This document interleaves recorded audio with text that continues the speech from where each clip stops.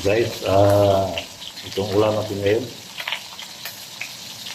Prito isda guys.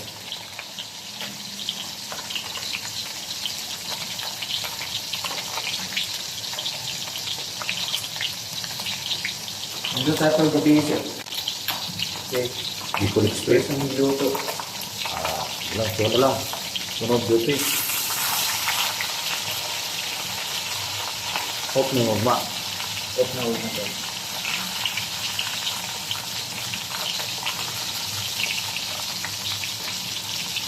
Pritong isda guys. Anong isda to? Sir, ang baka sir. Matambaka na isda guys. Magkano yung kilo? Sir, okay. 240 ang kilo guys ng matambaka guys.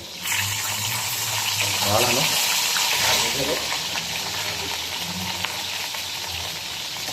So magandang hanap buhay ang mangingisda dahil guys ay mahal na ngayon ang isda.